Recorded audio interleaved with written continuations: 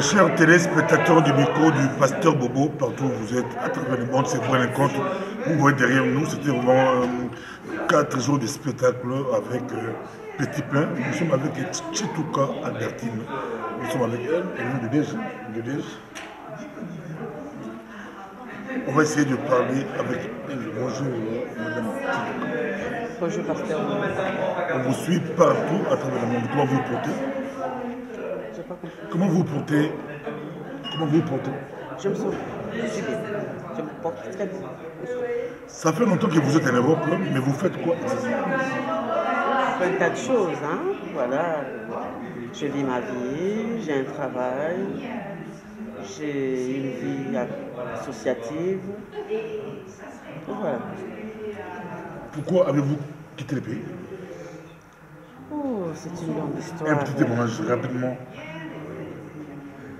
Vous allez faire quoi? Études? Beaucoup de choses. Je n'ai pas envie de m'étaler sur cela. Vous arrivez en Europe en quelle année? En 2001. Ah, c'est pas trop longtemps. C'est pas trop longtemps. Merci. Nous sommes avec madame Chituka qui est arrivée en Europe 2001. Quand vous avez quitté le pays, c'est Kabila, fils qui est président. Loin de ce Kabila vient d'être tué, c'est après la mort de... C'est après la mort de Laurent Désiré Kabila. Après la mort de Kabila. Mais depuis ces jours-là, jusqu'à aujourd'hui, qu'est-ce qui a changé aujourd'hui? Aujourd'hui, on voit Félix Tshisekedi président. C'est nouveau. Qu'est-ce qui a changé plus depuis 2001? Vous avez dit qu'il y a maintenant Félix Tshisekedi qui est président, c'est un changement. Mais à part ça, je crois qu'il y a eu beaucoup de changements. Moi personnellement, quand je regarde les images et je vois par exemple de Kinshasa, j'ai des larmes aux yeux. Quand j'entends les gens parler de ce qui se passe au pays, ça me fait vraiment mal. Récemment, j'ai regardé un reportage d'un jeune journaliste Koussembe, je crois, qui montrait la route de l'université. J'ai beaucoup pleuré. C'est une route que nous avons empruntée pendant des années pour aller au cours. Et en même temps, quand j'ai vu aussi la route nationale numéro 1, la route du Bas-Congo, quand il est allé faire un reportage par là, je vous assure que ça m'a fait mal. Moi, j'ai grandi une bonne partie de ma vie à Matadi. Donc, on prenait le bus STK à l'époque, on allait jusqu'à Matadi. À demi-journée, on était à Matadi. Quand j'ai vu la route, j'ai vu Boma, j'ai vu Boma. Sincèrement, je manque des mots parce que c'est malheureux que nous en soyons arrivés à cela. Nous sommes plus bas que terre, quoi. Plus bas que terre, j'ai demandé juste que votre voix puisse porter un peu fort par rapport à ceux qui sont derrière nous. Madame Chituka, je suis avec vous ici. Ici, c'était petit peu. On a organisé, vous avez organisé. Moi, j'aimais bien manger, c'est vous qui avez préparé. C'était quoi ici? C'est qui nous regarde? Bon, ici, c'est une activité qui se fait pour la 3e fois sur l'Afrique. Ça s'appelle l'Africa Yetu. C'est une initiative de petits pas. Mais nous sommes associés parce qu'on a aussi une petite expertise dans le monde associatif. C'est comme ça que je me suis retrouvée ici. J'ai participé aux activités de vendredi soir, de samedi et d'aujourd'hui. C'est un message d'interculturalité. Nous sommes africains, nous vivons en Europe. Où est-ce que nous trouvons notre point d'équilibre? Nous ne devenons pas des Européens. Nous ne le deviendrons jamais, même si sur papier on a cet état-là. Mais nous restons quand même ce que nous sommes, un peu comme on dit chez nous, en même temps, nous sommes quand même des citoyens de ce pays, nous vivons ici, et les activités étaient vraiment multiculturelles parce qu'il y avait des jeunes élèves de secondaire qui étaient là. Il y en avait qui venaient de presque tous les pays, qui ont partagé beaucoup de choses. Ils ont chanté ensemble, ils ont dansé ensemble, ils ont fait des contes ensemble. C'est quelque chose qui fait que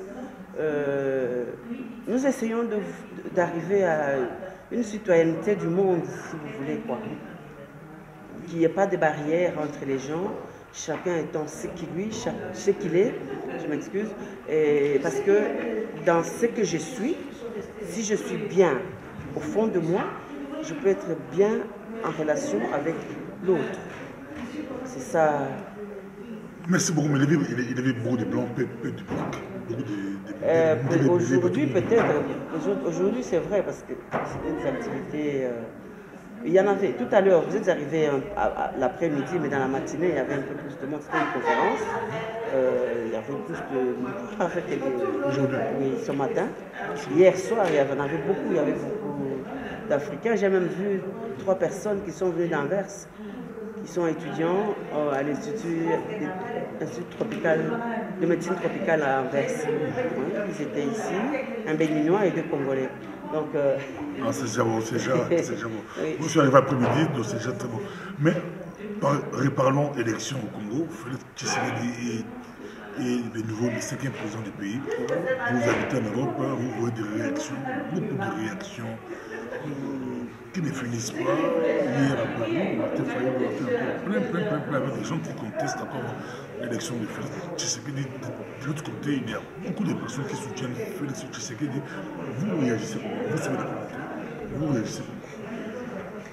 Personnellement, je ne suis pas membre d'un bord ou d'un autre, mais je suis une citoyenne congolaise, j'observe.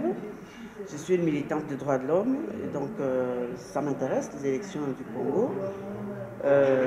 Bon, ce qui s'est passé aux élections, il n'y a que le bon Dieu qui peut savoir la vérité. Ça, je peux dire comme ça. Parce que, bon, on nous a dit... Même Kabila ne sait pas. Ça m'étonnerait qu'il sache. Ça m'étonnerait qu'il sache vraiment la vérité. Je crois qu'il n'y a personne qui connaît. Parce qu'il y a des bulletins de vote qu'on a retrouvés dans les rivières.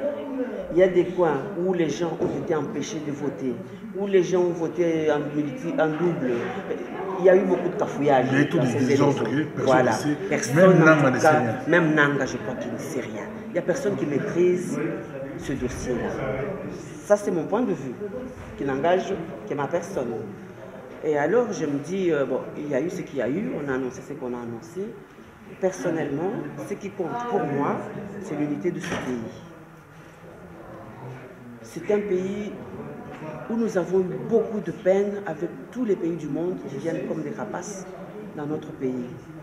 Et aujourd'hui, nous avons besoin de cette unité pour que notre pays se mette debout. Nous sommes restés longtemps à la queue dans le concert des nations, avec un pays où nous avons tant de ressources humaines que naturelles, du sol et du sous-sol. C'est malheureux que nous puissions vivre ça. Et donc c'est cette unité qui peut nous amener à déboulonner tout ce qui a été fait de mal dans notre pays pour que nous puissions aller de l'avant. Nous puissions bâtir ce pays comme nous le chantons bien dans l'hymne national. C'est ce qui compte pour nous. Les acteurs politiques, ils font ce qu'ils font, mais je pense que chaque Congolais, où qu'il soit, dans le pays ou en dehors, doit apporter sa pierre dans la construction de ce pays. Quelle pierre, par exemple, quelle pierre, concrètement? Mais, vous savez, il se passe beaucoup de choses. Hein? Tout est par terre. J'ai même parlé avec une nièce qui est très jeune qui m'a dit « Tantine, c'est dans l'abîme que nous sommes. » Et bon, pour remonter, il faut remonter l'abîme, retrouver la surface plane d'abord, avant de commencer à penser progresser. Nous avons l'éducation des masses à faire. Parce que rien que ce qui s'est passé il y a 2 jours pour les élections, c'est honteux. Oui. Les élections de Sénat. Oui, c'est honteux. Mais pour que ça ait pas Kinshasa. C'est pas seulement parce qu'il n'y a pas de sénateur de l'UDPS, mais la manière dont ça a été fait, c'est tellement flagrant. On se demande, même quand on était à l'école, hein, il y avait des élèves qui trichaient, hein, mais il y avait des élèves qui trichaient bien, qui savaient tricher, et il y en avait qui trichaient, et le prof sait tout de suite, non, celui-là, tel qu'il a fait, on comprend tout de suite que ça n'a été que de la tricherie, quoi. Et donc, il y a un besoin de formation de fond, former l'homme dans son entièreté. Parce que moi, je suis économiste de développement. Ce que nous apprenons en économie de développement, c'est que l'homme doit être au centre du développement. Il en est l'acteur et il en est le bénéficiaire. Or, si l'homme est pourri, il est difficile d'arriver à un développement. Nous avons vraiment besoin d'une formation des masses.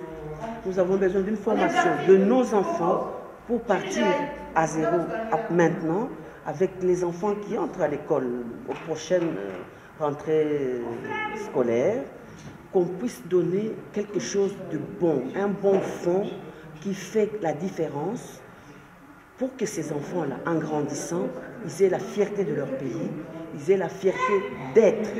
Vous savez, il y a des pays, par exemple aux États-Unis, dès la maternelle, on éduque les enfants en leur faisant comprendre que ils sont les plus forts, ils sont. Et donc, ils n'ont pas à envier les autres. Nous avons tout chez nous. Et si nous faisons un effort pour que nos enfants aient le meilleur de nous-mêmes, notre pays peut aller de l'avant. En tout cas, je crois, moi, en un Congo fort. Très puissant, mais ça demande du travail. C'est un travail de longue haleine. Ce n'est pas un travail où on s'investit aujourd'hui et puis demain on lâche, non. Si na suki na question suka oyo to suki na yo yango ezaki tomoli Félix Tshisekedi olungaye te tomoli volonté à changement. Mon changement la décision na zumi kolo tomoli moi volonté ali. Mais motumo azo bloquer, azo perturber Eza Kabila. UDPS bosena abuka alliance wana aboyango. Pona yo Kabila faut bakanga ye to comment parce que yem to comme obstacle na changement en Congo le Congo. Na pesa nakanisi ata ye moko Félix Lera asalaki discours na ye à investiture ou peut-être dans un moment de ses interviews, je ne sais plus très bien, il a dit que la justice doit faire son travail. Et normalement, il faut que la justice fasse son travail. Et je crois que ce monsieur-là, il a beaucoup de choses qu'il a faites qui sont très graves et qui n'ont pas comment dire, de prescription. Hein? Alors, je pense que tôt ou tard, on finira par l'avoir. Bon, c'est vrai qu'aujourd'hui, il peut être un obstacle au changement. Et je crois que le peuple peut le déboulonner.